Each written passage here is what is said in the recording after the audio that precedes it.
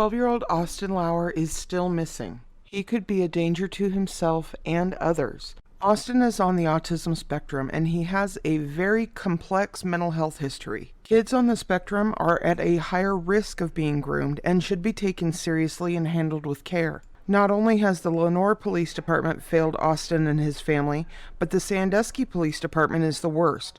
They tried to arrest Austin's mom just because she was out searching for her missing son. Thankfully, she got it all on camera. Turn off the car. Step out of the car. Why? Because I said so. Because I can't go for my son in the neighborhood?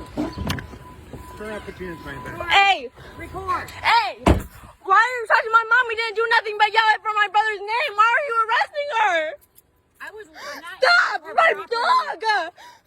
I was I not. didn't do anything! Get the dog. I didn't do anything! Let go of me! Krama Mama and True Crime with Sunshine had Austin's mom, Sandra, on their live stream last night. Let's take a look at the main takeaways from her interviews. This girl is Austin's best friend. It's like his only friend. She was in a play. The mom asked, the mom is fully capable. Her daughter, has some issues herself. That's how Austin and the daughter know each other. They know each other from school. They do some classes. They both have behavioral issues. So if she was good during the day and he was good during the day, they let him, kind of like get together and hang out and do worksheet. Positive reinforcement, basically, to get through the school day. I know that this other mother that he left from her house, she's absolutely fully capable. They went to the play. He did great. They wanted to hang out longer. So the mom has cameras in her house. So she let them have like an overnight hangout, spent the night at her house. The next morning, they dropped him off at home. Austin watched some TV, took a bath, and then I took him back over there around 4:30. Austin had gotten a hold of his friend's phone and had made 14 points of contact to a number that came back as Tyler Litz. A lot of the messages were deleted. We were working on trying to get the warrant for T-Mobile to be able to release those.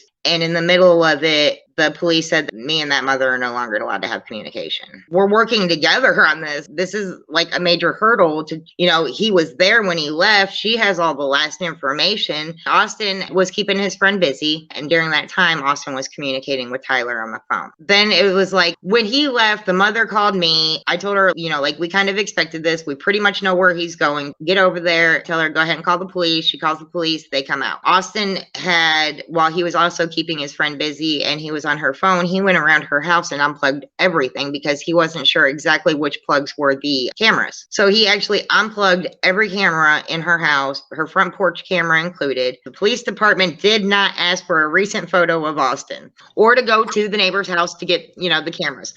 After the police left, the neighbor next door just so happened to come out. So we're like, hey, would your camera happen to have gotten a white vehicle? Because that's what the daughter saw my son get into. The neighbors had seen that vehicle driving around for a little bit, said it was acting a little suspicious, kept blowing its horn. The daughter of that household, she, wasn't able to recall everything immediately. But she does remember later Austin being on the phone and him calling somebody Mama Bear, which she didn't know that information at the time that Austin calls this particular person Mama Bear. She also heard them say something along the lines of blow your horn 3 times and I'll come out. He told this friend that he was going somewhere safe. With her state, she wasn't able to connect the dots at first. She didn't know what the heck he was talking about. She was doing her thing because he had her doing her thing. The mom heard the door close. One of Austin's typical things to do when he's there is he goes out on the porch and, go pet a cat and get some air. And then, he usually comes back in. But with everything that's going on, as soon as she heard that door, she went walking after him. As soon as she got out that door, Austin was gone. They basically had pulled in her drive. Austin is likely with or being hidden by Taylor Roberts and Tyler Litz. Tyler is also on the spectrum, and he may be a victim of Taylor's himself. Taylor has lured Austin away before, and others are now speaking out on similar experiences of Taylor abducting other children. Taylor, this message is for you if you happen to be watching. Austin and his family have an army of support behind them, and we will not stop until you are held accountable. We all used to live in the same neighborhood. We all got kids. All the kids played together. It was a pretty safe neighborhood. So it was kind of wherever the bikes were, the kids were. Whenever the kids pulled up to our houses and their bikes, we all just took turns watching kids. I mean, that's the neighborhood we were from. There was a lot of elderly people. It was a good neighborhood. We all looked out for each other. We looked out for the elderly. We looked out for the kids. We were unaware of what was going on at Taylor's house. The first time that they tried to take Austin and his sister were over there. They were playing, and I might have had her babies. I had been notified that there was an altercation between my daughter and Taylor. So I went over there to go pick her up. And of course, when I get there, she's in the road. She's crying. She gets in the car, no problem. I tell him, I'm just going to pick up both my kids. Like, come on, Austin, it's time to go. And she starts telling him, well, you don't have to go. You can stay here. We'll keep you safe. This, that, and the other. We got into a pretty good verbal altercation. And when I threatened to call the police, Austin himself stepped off the porch and walked to the car. There's been several attempts in between. So a year ago, he gets a little mouthy. His behaviors were ramping up. It was right before he was actually court ordered to go into the therapy. We had an intensive home-based counselor. We had all kinds of stuff trying to get Austin the help that he needed.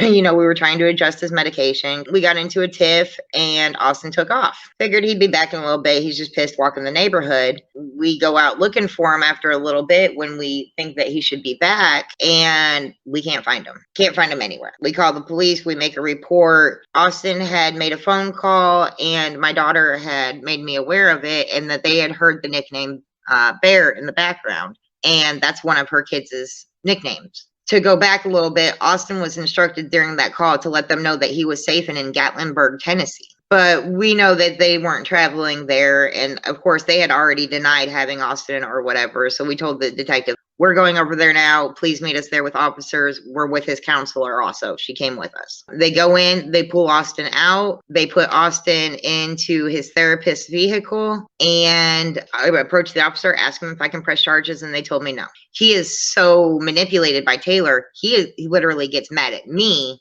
for telling him that he can't talk to Taylor, or he can't go to Taylor's, or he can't be with Taylor's. Like, he gets irate with me over that. Behaviors just escalated. Intensive home base couldn't do much for us anymore because the behaviors were too risky. He was in the detention center, and I was put in the hospital the day that he got transferred to the inpatient unit. He had made several attempts to try to contact Taylor. He sent kids home that were on their pass with her phone number, telling her Austin's going to escape and he wants to meet up with you. Then there was at one point Austin did escape, and it was found out later that he gave Taylor the wrong address and she was driving around Cleveland in the wrong area. And then when they knew that he was coming to the close of what they could do for him there, they had to kick him out because he became too much of a liability.